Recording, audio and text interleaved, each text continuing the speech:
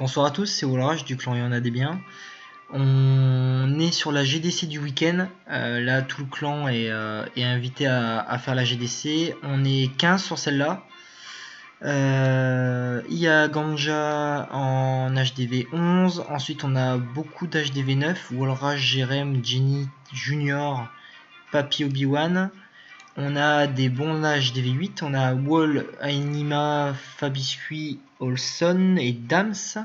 Et ensuite on a Bouffon en HDV 7. Et pour terminer on a Caro, Lakish, Joss en HDV 6.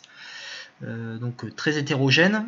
On est sur notre deuxième victoire consécutive et on affronte un clan, les Invalons, qui sont également à 2 victoires consécutives. On voit qu'ils sont, c'est un clan de niveau 5 qui recrute des trophées beaucoup plus élevés que les nôtres. C'est un clan international. De suite, ce que je vois, c'est qu'il y a des gros niveaux. Nous, on est niveau 100 grand max. Là, on a un 120, un 117. Alors, encore une fois, ça va être difficile à gérer en haut de peloton. Maintenant, ça descend vite. On arrive vite à des niveaux qui nous sont accessibles. Ils ont un nouveau dans leur clan. Et ensuite, ils ont de très petits villages qui va faciliter pour nous la récupération de quelques étoiles vers le bas. Pour eux, ils vont devoir consommer, à mon avis, des attaques pour récupérer ça en bas. On va voir comment on va gérer ça. Sachant que c'est plutôt équitable, on a un HDV 11 en face comme nous, on a des HDV 9 à peu près à la même quantité, des HDV 8, non franchement c'est jouable, en tout cas ça va jouer sur la technique sur cette GDC. Allez, je vais vous faire un petit briefing sur chacun des villages.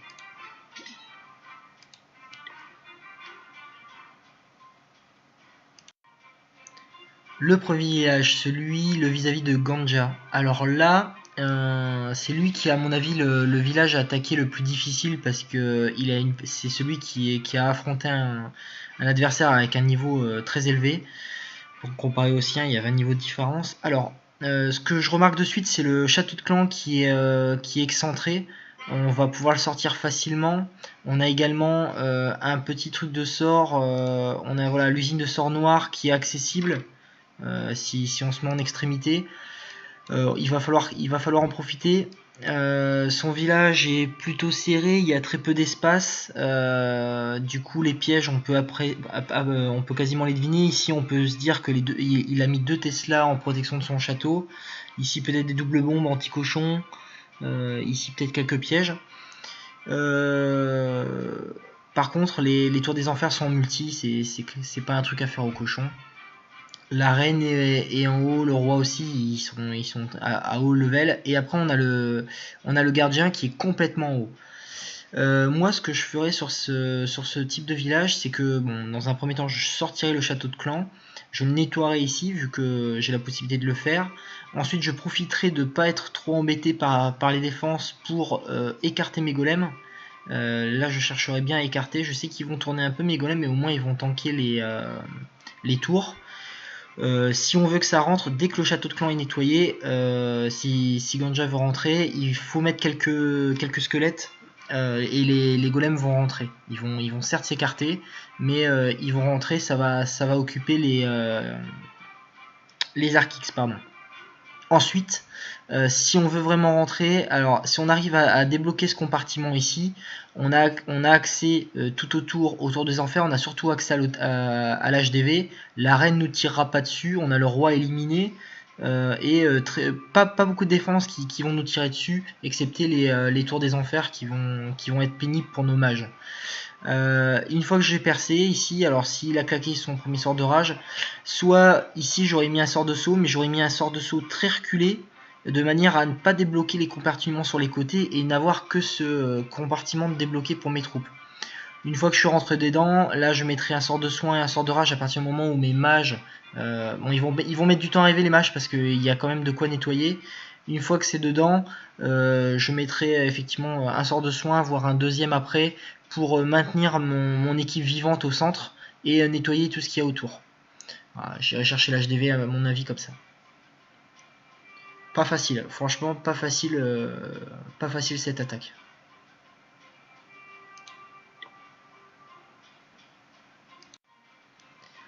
Le deuxième village, on a un village assez espacé dans lequel on peut voir il doit y avoir beaucoup de bombes. Ici peut-être une Tesla en haut. Donc un village plutôt espacé. Ce que je remarque sur ce village, c'est la reine qui est excentrée en haut. Elle est même du côté du château de clan. Et on a les 4 anti-aériens qui sont bien écartés.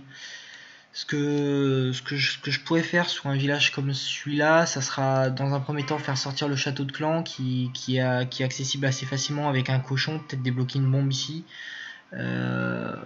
Toujours le principe, on essaye d'avoir nos unités les plus rentables.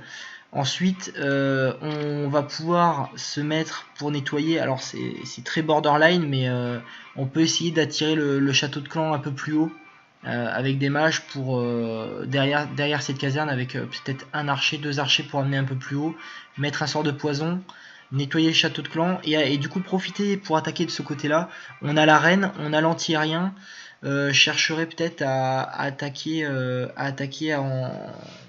dans une première phase en golem de manière à nettoyer la reine, l'anti-aérien, nettoyer le château de clan et ensuite peut-être essayer de venir ici déclencher une deuxième attaque avec un golem et des mages pour détruire la deuxième anti-aérienne et je finirai peut-être le reste de l'attaque en aérien.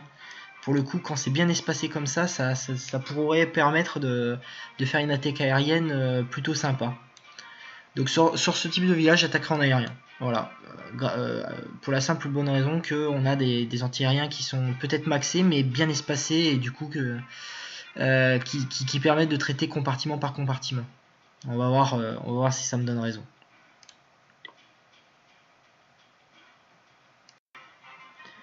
Le troisième village, le vis-à-vis de Jérém. Là c'est pareil, on a tout centré, on a l'arène qui est légèrement sur le nord, qui est assez accessible, le château de clan qui est du même côté que l'arène, le roi qui est complètement à l'opposé, et on a un village qui est un peu espacé. Sur le centre, il y a peut-être des doubles bombes, les Tesla, ou à chaque fois une Tesla et une double bombe. En tout cas, sur le reste du village, il n'y a rien, il n'y aura pas de piège.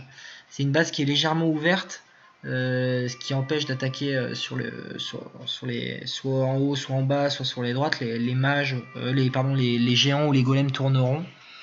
On a le château qui est accessible par en haut. Ici, si on envoie un géant, je pense que ça déclenchera le château de clan. Il n'y a pas de petit trou, il n'y a pas de piège. On n'a pas de ressources données sur le haut de la base, quoique ici, si on regarde bien, on a le camp militaire qui n'est pas touché ni par les canons ni par les archers, et la reine ne viendra pas non plus nous embêter. Donc autant profiter d'être en haut. Là, je viendrai faire sortir du coup le château de clan en envoyant un cochon. Soit ça déclenche au niveau du canon, soit au niveau du souffleur. Une fois que le château de clan est sorti, pour pas perdre de temps, je l'amènerai sur le haut de la base pour nettoyer ici et attaquer ensuite du côté de l'arène. Ici, on a une base qui est très compartimentée sur les extérieurs, une base assez débloquée au centre. Là, je ne sais pas, je pense que je n'attaquerai pas l'aérien parce que les 4 défenses sont assez centrées. Je sais pas, peut-être une attaque au cochon, en espérant que ça rentre pas trop vite et qu'on n'ait pas les bombes ici. Sinon les cochons mourraient.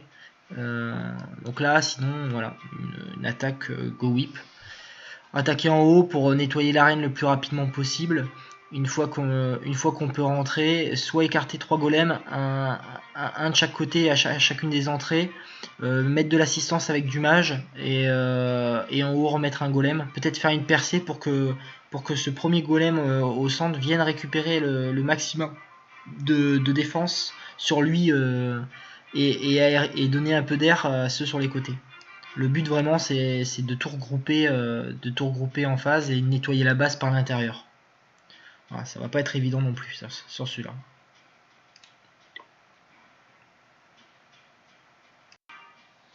Alors quatrième village, le vis-à-vis de Jenny. Là on a un HDV qui est protégé par des murs, on a les 4 anti-aériens qui sont bien au centre. On a une symétrie parfaite entre le château de clan qui est en bas, la reine qui est à droite, le roi qui est à gauche. Et sur ce type de village, regardez bien, vous allez avoir l'habitude maintenant avec mes vidéos, ça doit vous marquer maintenant, il n'y a aucun trou, aucun espace, les pièges sont sûrement à l'extérieur, les Tesla, il y en a peut-être une ici, une à côté de la tour des archers, les Tesla sont donc à l'extérieur, les bombes aussi, il n'y a pas de place pour les pièges. Alors là, il va falloir qu'on nettoie, pour moi c'est une attaque clairement au cochon. Là on voit deux petits trous, sûrement des Tesla d'ailleurs, c'est un truc mal monté. Pour moi je mettrai une petite troupe ici, de manière à sortir le château de clan, déclencher les deux Tesla. Une fois que ça c'est fait, on a à droite une petite cabane d'ouvriers, on peut même aussi aller à gauche. Pourquoi j'ai une préférence pour aller à droite? Parce qu'en fait, en allant à droite, on est déjà du côté de l'arène. On va pouvoir réutiliser les mages qu'on aura utilisé pour tuer ce dragon derrière le golem. Donc c'est des troupes du coup qui ne seront pas perdues. Là j'écarterai bien mes golems, j'en mettrai un ici qui va forcément aller sur le souffleur, donc il va récupérer la tour d'archer, le canon, la tour de mage sur lui. Là il faut l'assister avec des mages de suite. J'enverrai également un autre golem de ce côté là à gauche, il va aller du côté de la tour, il va récupérer ses 3 défenses. Là il faut également écarter les mages, il faut bien nettoyer l'ensemble, des petits squelettes pour percer au centre, on va chercher la reine. Une fois que la reine est tuée, comme d'habitude, c'est le top départ du déclenchement des cochons. Là, si on veut pas prendre de risques, on lance les cochons du côté. Si là on a bien 2 Tesla et que ce n'est pas des doubles bombes, quand on a déclenché le piège, on lance les cochons de ce côté-là. Ça va. Alors, moi, je les lancerai en 2 parties. Une partie sur ce canon, une partie ici sur la tour d'archer. Ça va se recentrer sur l'arc X et ensuite bon, ça va nettoyer ça tranquillement. Pour moi, pas de difficulté majeure sur ce village.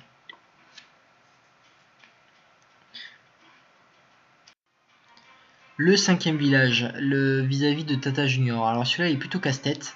Au début je me suis dit alors il va pas laisser ce village là, il va le changer, mais en fait même en discutant un peu sur le chat avec Ganja et Tisba, on se rend compte que finalement il donne du fil à retordre quand même ce village, et il faut savoir comment le prendre. Ce qui est évident, c'est de ne pas attaquer par le sol, par en bas, parce que là, les troupes vont déjà se dispatcher en deux. Ensuite, on a énormément de ressources qui nous empêcheront qui vont déjà se faire décimer avant d'aller attaquer les défenses. Et en aérien, ça me paraît très compliqué, à moins d'en nettoyer deux, à moins de nettoyer 2 aériens et d'attaquer par un des côtés. Bon, c'est une des possibilités.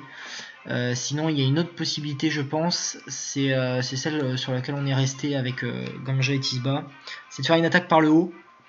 Alors là en haut on peut avec un barbare ou une petite gargouille qui est inaccessible par le canon venir faire sortir ce château de clan. On a une cabane d'ouvriers pour venir le nettoyer en haut. Ensuite j'enverrai un golem dans un premier temps avec 2 petits squelettes derrière pour faire péter ce petit mur violet, venir faire une brèche par le haut de la base. Ensuite je mettrai 1, 2, 3, 4, 5, 6, 7, 8, 9, 10. Je mettrai 10 mages bien espacés, une ressource par mage, pour bien nettoyer tout ça et être sûr que mon armée va aller au centre. L'avantage de faire ça, c'est que le golem, quand les mages auront pété ça, il aura même pas encore fini le canon. Et là, on envoie toutes nos troupes. Là, on envoie les PK parce qu'ils vont venir chercher le château de clan. On envoie les PK, on envoie une grappe de mages. On peut s'en garder quelques-uns sous la main parce qu'une fois que les défenses taperont sur nos troupes, on pourra dispatcher nos mages.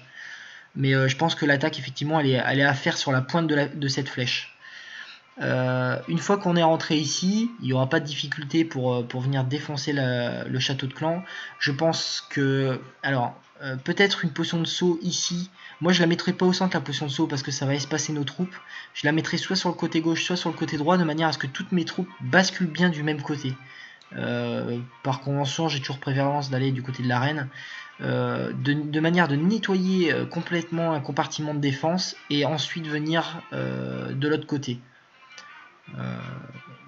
Dès qu'on a attaqué ici, on envoie quelques mages pour grignoter et gagner du temps. C'est un village assez casse-tête, ça va donner du fil à retordre à mon avis à Junior. Alors le 6e village, c'est le vis-à-vis de Obi-Wan. Là on a un village qui a 1, 2, 3, 4, 5 rangées de murailles. Toutes les ressources sont offertes, les défenses majoritairement aussi. Il a choisi de mettre tout ce qui est à longue distance, les Arc-X, les mortiers au centre. On a le château de clan qui est bien au centre. On a plusieurs possibilités quand même pour venir le faire sortir. Je vais rappuyer dessus, mais ici si on met un cochon ou un géant, ça va venir au centre, ça va le faire sortir. Ici vous remarquez qu'il y a un petit trou, on peut imaginer qu'on a une Tesla. Ici aussi c'est pareil, si on met un géant, bien que c'est un peu borderline, il pourrait partir sur la tour d'archer. On peut faire sortir ce château de clan, je pense que c'est important, il faut le faire sortir, il faut aller le nettoyer sur un côté. Ici on a des cabanes d'ouvriers, de toute façon toutes les ressources sont données en perte de temps, donc on nettoie ce château. Ensuite il va falloir choisir un côté, alors là finalement que ce soit la reine ou le roi, il n'y a pas de préférence. Si on nettoie par la gauche, je pense qu'il faut commencer par mettre bien espacé. Alors là, il faut vraiment espacer. Je mettrai un golem à chaque coin, quasiment bien espacé ici. 1, 2, toute une série de mages pour que ça grignote. Et il va falloir être patient. Je garderai 10 petits cochons avec moi. Tout ça pour cligner au centre. Je garderai également un sort de soin. Et pendant que mon golem et mes mages, alors d'un côté je mettrai le roi, de l'autre côté je mettrai la reine, continuent à grignoter toutes ces ressources. À partir du moment où on est arrivé, allez on va dire quasiment à l'équerre, ici, quand on a détruit cette tour des archers ici et qu'on a détruit ce canon, à ce moment-là, je lancerai dans l'angle, je sais pas si j'ai un petit côté, mais ici, voilà, ici je lancerai une attaque de 10 cochons. Ces 10 cochons qui vont se ruer sur l'attaque centrale. À partir du moment où on en a eu un, les cochons vont se faire plaisir, ils vont nettoyer tout. En assistance pour ces cochons, je mettrai une potion de soin en plein cœur du village, et tout le reste sera pour l'équipe, une des deux équipes qui aura le plus de difficultés à progresser dans ce village. Voilà ce que je ferai sur ce château. Bon courage également à Obi-Wan. Le 7e village, c'est le vis-à-vis de Wall Junior. Alors, avec mon petit compte, j'ai jamais de chance. J'ai toujours des villages HDV8 face à HDV8 qui sont assez pénibles à attaquer. Là, on a une symétrie parfaite. 2 défenses, à chaque fois, j'imagine, des Tesla. Tout est symétrique. On a le roi qui est à droite. Et une base un petit peu ouverte, mais sans plus. Il n'y a aucune ressource qui est vraiment offerte. Il va falloir quand même aller chercher ce château de clan. Alors le château de clan, si j'envoie un petit cochon, je vais pouvoir le faire déclencher assez facilement. Une fois qu'il sera déclenché, j'ai la possibilité de le nettoyer dans l'angle ici à gauche. Je peux mettre un petit mage ou un petit archer, ça va grignoter. J'aurai pas de problème pour nettoyer sans être embêté. Par contre après, il va falloir lancer mon offensive. Alors sur ce type de village là, je pense que ça va être chaud de créer une percée, parce que je vais me retrouver au milieu, comme la dernière GDC, je vais me faire grignoter par les défenses, bien que là c'est beaucoup plus espacé. Si j'envoie mes PK au centre, je risque de me retrouver à un moment avec 2 Tesla qui tirent sur mes PK. Alors je ne sais pas, je vais voir, je vais pas attaquer l'aérien, c'est sûr, vu ce qu'il y a. J'avais presque tendance à vouloir faire 4 groupes, 2 groupes de golems, 2 groupes un golem à chaque extrémité avec une assistance de mage derrière, et de chaque côté un PK. Je sais pas. Alors là, je vais encore réfléchir un petit peu. Soit je fais une attaque massive sur un côté, et je rentre dans le village, bien que ça a l'air d'être jouable quand même. Ou alors je vais jouer d'abord la suppression des défenses sur les extérieurs, en espérant que mes troupes se rejoignent sur le centre. On va voir. Là ça va pas être évident.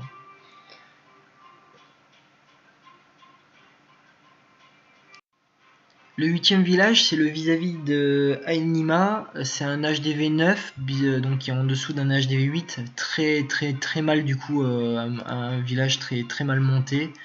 Il n'y a pas de reine. On a un Arkix qui est sol et qui est niveau 1. On a des trous avec beaucoup de pièges. Je pense qu'il y a les Tesla ou les bombes. C'est évidemment pas là qu'il va falloir lancer. On a par contre, bon, je connais Enima un petit peu, il est très bon en aérien. Il y a des défenses antiaériennes que niveau 4. L'Arkix c'est sol. Il n'y a pas de reine. Il va pas mettre longtemps à se décider sur son attaque aérienne. Il faut bien penser au château de clan qui est très facilement accessible et on a des ressources un peu partout. À ne pas oublier pour éviter de tomber sur un petit 98 ou 99% à la fin. Je traîne pas trop sur ce village, il va être rasé assez facilement. Ensuite là on a le vis-à-vis de Fabiscuit, dans la même gamme qui est un spécialiste des attaques aériennes. Mais là on a des anti-aériens qui sont maxés. Le château de clan est accessible par la droite. On a toute une rangée de ressources qui est autour et ses défenses sont toutes compartimentées aux extérieurs de son village. Ensuite on a un village centré, ouvert au centre avec le roi qui pose pas trop de problèmes. Là je ne sais pas ce qu'il va faire, peut-être une attaque aérienne. Si c'est une attaque aérienne, je ferai sortir le château pour le nettoyer du côté droit. J'éliminerai rapidement ou je lancerai une troupe des troupes en attaque pour venir rapidement détruire cet anti-aérien et ensuite avec des sorts soit détruire ces deux anti-aériennes restantes et du coup il y aura plus de difficultés sur ce village ou alors attaquer au sol. Si on attaque au sol ça risque de tourner et il faudrait pas se retrouver au milieu en tirant de partout.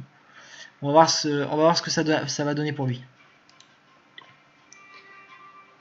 Le 10e village, c'est le vis-à-vis d'Olson. Là, on a pareil un HDV 8 avec les anti-aériennes qui sont bien centrées, un village assez allongé, des pertes de temps sur les côtés qui permettront de nettoyer le château de clan par exemple par en haut. Et ensuite, on a alors les plus grosses défenses pour moi elles sont ici, elles sont de chaque côté.